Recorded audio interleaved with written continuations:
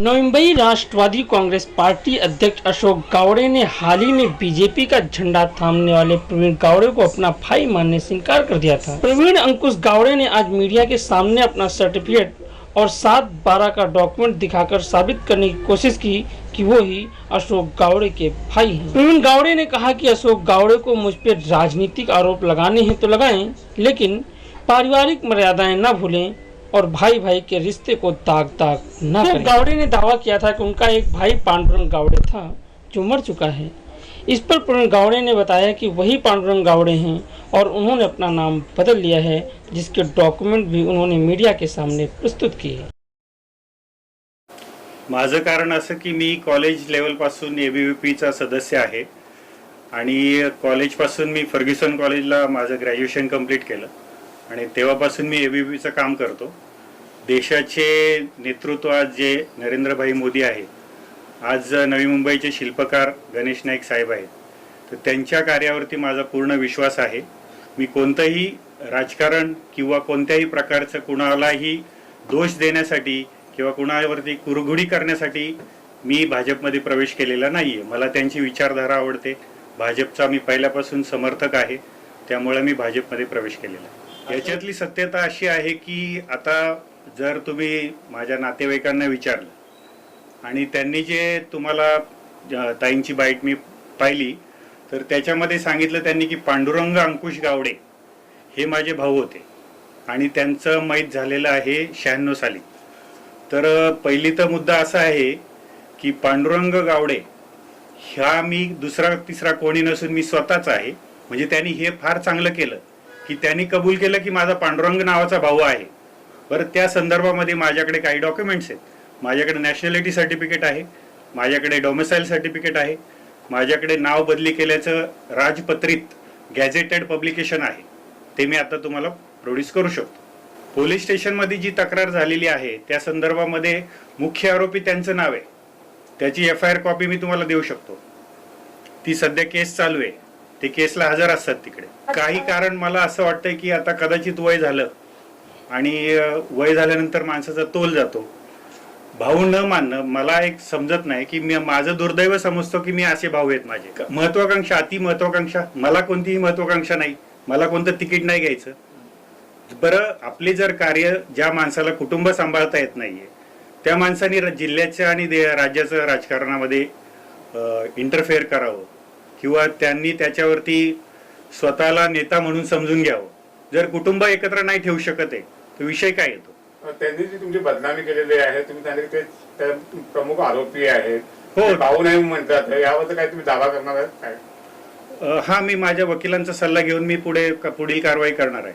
परंतु त्या 7/12 देखील ते बोलले की कोणता असा 7/12 असेल तर त्यांनी दाखवून द्यावा। व्हेरी गुड, चांगले। म्हणजे काय करतात ते की ते स्वतःच्या पायावरती कुऱ्हाड मारून घेतात। 7/12 माझ्याकडे आहे। 7/12ची प्रोसेस आता तुम्ही तर माझ्यापेक्षा जाणकार लोक आहात। 7/12 मी प्रोड्यूस केल्यानंतर त्याचा फेरफार येतो, त्याचा वंशावळ येते, कुणाकडून कुणाकडे ट्रान्सफर झाला ते येतो।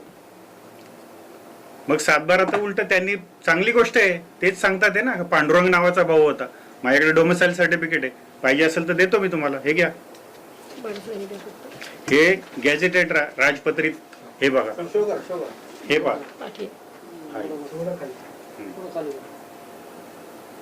हे काय त्यांचं शिक्षण कमी असल्यामुळे कदाचित त्यांना ह्या गोष्टी,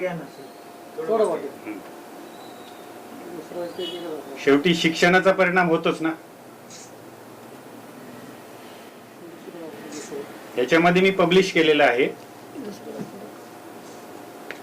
हे बघा, हा चौकोन आहे, याच्यामध्ये आधीचं माझं नाव, henceforth I will be known as Praveen Ankush Gawade.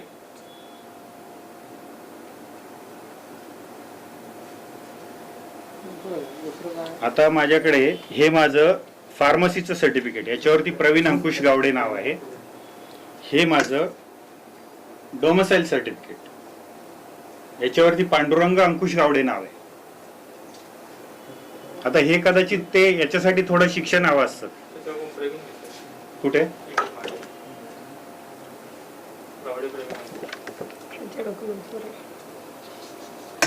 हे बघा, नॅशनॅलिटी सर्टिफिकेट,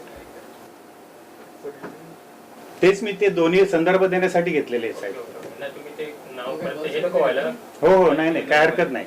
काय सत्य सत्य पुढे यायला अवघड नसतं, खोट्याला जास्त त्रास घ्यायला लागतो.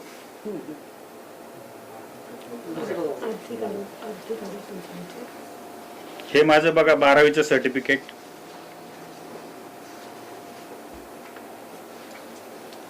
ताई हा 7/12 शो करू. हा फेरफार 8A आणि हा 7/12. याच्यावरती प्रवीण अंकुश गावडे आहे. बरं, आता याच्यावरती गट नंबर वगैरे आहे ते आपण सर्च करू शकतो. अंकुश बाबूराव गावडे कोण आहेत? उद्या ते तोंडी काय फुकटची देवानी जीभ दिलेली आहे, माणूस टाळ्याला लावू शकतो. साहेब, असं तुम्ही आता म्हटलं की त्यांचं वय झालेलं आहे, त्यांचं शिक्षणही कमी आहे. हो बरोबर. आणि तुमचे राष्ट्रवादी पक्षामध्ये तुमचे बरेचसे लोकांशी संबंध आहेत, तर तुम्ही त्या पक्षाचे संबंधित लोकांना काय सल्ला द्याल किंवा काय विनंती कराल? असा व्यक्ती जिल्हाध्यक्ष पदावर असावा की नसावा, त्याबद्दल तुम्ही त्यांना काय सल्ला द्याल, काय सांगाल? साहेब, राष्ट्रवादी काँग्रेस पक्षाला सल्ला देण्या एवढा मी अजून मोठा झालेलो नाहीये. प्रत्येकाने प्रत्येकाचं आत्मपरीक्षण करणं गरजेचं आहे. आणि तिकडे खूप सुज्ञ लोक आहेत आणि ज्याच्यामुळे यांच्यावरती तुम्हाला तर माझ्यापेक्षा जास्त माहिती असेल की ऑलरेडी टांगती तलवार आहे. ते कसं तरी आपलं मॅनेज करतात. ते मला त्याच्यावरती काही बोलायचं नाही. सर, त्यांनी असं देखील सांगितलेलं आहे की राष्ट्रवादीमध्ये तुम्ही याआधी कार्यरत नव्हते आणि त्यांनी गणेश नाईक साहेबांना देखील याआधी तुम्ही कार्यरत होते की नाही हे बघण्यासाठी सांगितलेलं आहे आणि तुमचं पूर्ण जे आहे रेकॉर्ड तो तपासायला सांगितलेला आहे. तर त्याबद्दल काय तुमचं म्हणणं? माझं मत असं आहे की मी कधी असा दावा केलेला नाही की मी राष्ट्रवादीचा कार्यकर्ता होतो. म्हणजे रजिस्टर्ड, एक मिनिट मला कंप्लीट करू द्या, रजिस्टर्ड कार्यकर्ता होतो. राष्ट्रवादीचा मी कधी रजिस्टर्ड कार्यकर्ता होतो असा मी कुठेही दावा केलेला नाही. परंतु आज जी लोक राष्ट्रवादीला वोटिंग करतात किंवा जे मी त्या प्रभागातला आहे, आज आंबेगाव तालुक्याचे आमचे नेते आहेत वळसे पाटील साहेब, त्यांच्या मार्गदर्शनाखाली काम केलेलं आहे. आणि पूर्वी सुद्धा मी काँग्रेसमध्ये सुद्धा रजिस्टर्ड मी एबीव्हीपी मध्ये आहे. परंतु जर राष्ट्रवादीचा त्या टायमाला इलेक्शनमध्ये, बरं दुसरी एक गोष्ट, मागच्या इलेक्शनमध्ये डीमार्ट समोरच्या बूथमध्ये मी पत्रकारांना बाईट दिलेली आहेत राष्ट्रवादीच्या बूथमधून. राष्ट्रवादीचा माणूस आहे हे सांगण्यासाठी राष्ट्रवादीचा कार्यकर्ता होणं गरजेचं आहे का? सर, तुम्ही म्हटले आम्ही दोघे सख्खे भाऊ, तुमच्याकडे असं काय पुरावा आहे, राशन कार्ड वगैरे की ज्याच्यामध्ये दोघांचं नाव असेल? गेल्या मी 3रीला होतो तेव्हा त्यांनी आमच्या घराला सोडून पळून गेलेला व्यक्ती येतो 1984 साली. तेव्हापासून वडिलांनी आम्हाला वाढवलंय. भावाला भाऊ सिद्ध करण्याची वेळ येत, म्हणजे अशी जी पाळी आलेली आहे की ती मोठी शोकांतिक आहे की ते देखील सिद्ध करावं लागतं. समाज कुठे चाललाय याचं हे काय म्हणू शकतो आपण, एक प्रतिबिंब दिसतंय की आज राजकीय महत्वाकांक्षेपोटी, बरं मी बीजेपी मध्ये जाणं हे माझं वैयक्तिक स्वातंत्र्य आहे. माझ्या विचारांना कोणी मानू शकतो, नाही मानू शकत, मला फ्रीडम नाहीये. मग यांना मिरची लागायचं कारण काय? साधा एकच प्रश्न आहे. मी बीजेपी मध्ये जाईल नाही तर मी MIM मध्ये जाईल. यांचं ऑब्जेक्शन घेण्याचं कारण काय? यांना एवढं त्यांना कोण विचारायला गेलं होतं? आज पत्रकारांनी तुमचं काम केलेलं आहे, तुम्ही तुमचं काम केलेलं आहे, न्यूज दिलेत, त्याच्यावरून असं सिद्ध होतं की उद्या हा व्यक्ती बोलू शकतो अंकुश बाबूराव गावडे माझे वडील कशावरून. त्याला काय उत्तर द्यायचं? वडील तर आमचे वारलेले आहेत. राष्ट्रवादीला मोठा धक्का, अशोक गावडे यांना मोठा धक्का, अशा वक्तव्यावरून त्यांनी हे वक्तव्य दिलेलं आहे. बरोबर आहे. त्याच्यासाठी माझा काय रोल आहे त्याच्यामध्ये? मी सांगितलं पत्रकारांना, मी बाईट दिल्या कुठे का? मी माझं पब्लिकेशन केलं? मी माझं कार्य करतोय, मला बीजेपीचं आवडते, मी बीजेपीचं कार्य करतोय, याच्यामुळे इतरांना त्रास होण्याचं कारण काय? त्यांनी असा आरोप केलेला आहे की तुम्ही गावी होते, इथं तुमचं घर नव्हतं, माझ्यामुळे तुम्हाला इथं घर दिलेलं आहे. माझा जन्म अपेरा हाऊसला झालेला आहे 1971 साली. भायखळ्याला मी 25 वर्ष राहिलेलो आहे. त्याच्यानंतर सेक्टर 10 मध्ये 90 सालापासून मी राहतो आणि माझं घर नव्हतं तिथं. माझ्या वडिलांनी माझ्यासाठी खूप घरं घेऊन ठेवलेली आहेत, माझे ऑफिसेस आहेत, माझी 7/12 आहे, माझी जमीन आहे. याने सांगायचं काय की याने आजपर्यंतच्या विषयामध्ये एक म्हणजे अपेक्षा नाहीये ही तर सोडून येत्या, त्यांनी स्वखुशीने एक शर्ट घेतलेला नाहीये.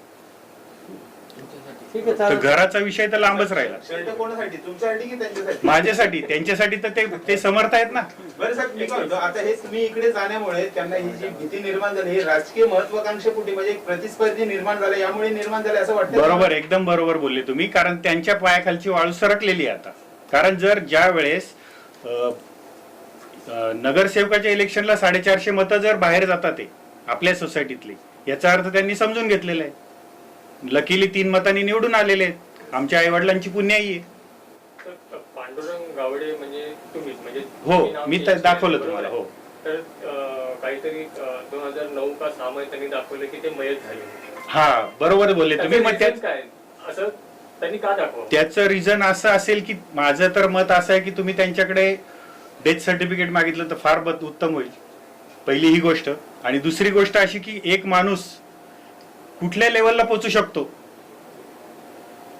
एक व्यक्ती म्हणजे त्याला ना समाजाची चाड आहे, ना कौटुंबिक चाड आहे, ना त्याला नैतिक चाड आहे, अशा व्यक्तीला राजकीय अस्तित्व असणं गरजेचं आहे का? साहेब, आता तुम्ही फक्त म्हटलं वकिलाचा मी फक्त सल्ला घेणार आहे, हे फक्त सल्ला घेऊन थांबण्यापुरतं राहणार की खरंच कायदेशीर कारवाई तुम्ही पुढे करणार आहात त्यांच्या बाबतीत? आता सल्ला मिळाल्यानंतर मी करून ना. ठीक आहे, चालेल, बरं झालं. ताईंचे. कसं आहे ना, सूर्याकडे बघून थुंकल्यावरती काय होतं, थुंकी आपल्याच अंगावरती उडते. आमच्या मंदाताई म्हात्रे, आमचे नाईक साहेब यांनी कधीच कोणाला आमच्या बरोबर चला म्हणून किंवा आम्हाला सोडून जा असं सांगण्यासाठी कधीही प्रयत्न केलेला नाही. जे येतील ते आमच्या सोबत आणि जे जातील त्यांच्याशिवाय. आणि त्यांनी अगदी बरोबर एक शब्द वापरलेला आहे की फिल्टर करून घ्यायला सांगितलं होतं.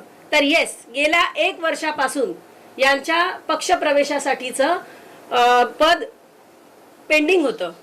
1 वर्षभर ज्या वेळेला पूर्णपणे तावून सुलाखून घेतल्यानंतर मगच यांना पक्षप्रवेश देऊन त्यांना अधिकृतरित्या पद दिलेलं आहे.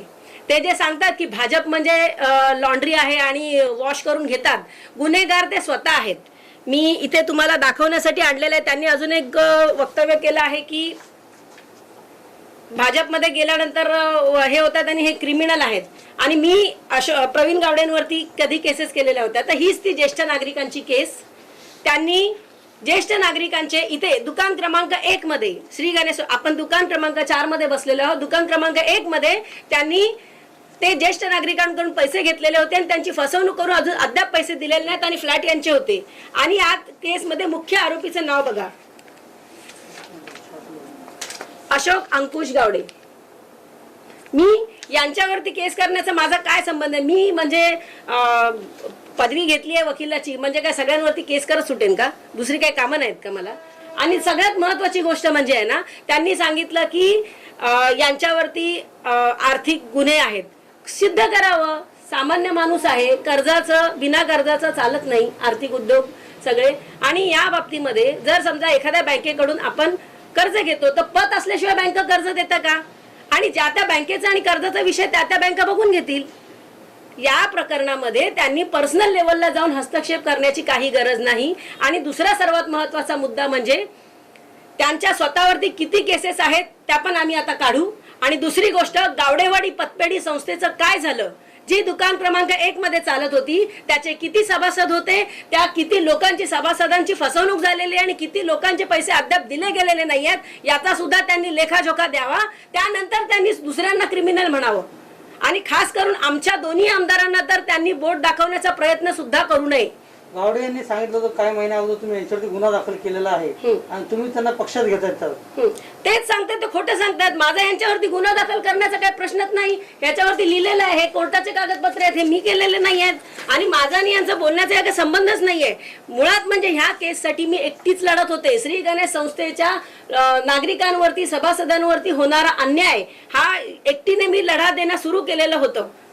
हम चलते गए कारवा बढ़ता गया. ह्यांनी बघितलं आणि बघितल्यानंतर ह्यांना वाटलं की आज माझी मुलं सुद्धा सुरक्षित नाहीयेत, माझ्या मुलांना ही प्रॉपर्टी कशी मिळणार, म्हणून त्यांनी माझ्या बरोबर येण्याचा निर्णय घेतला.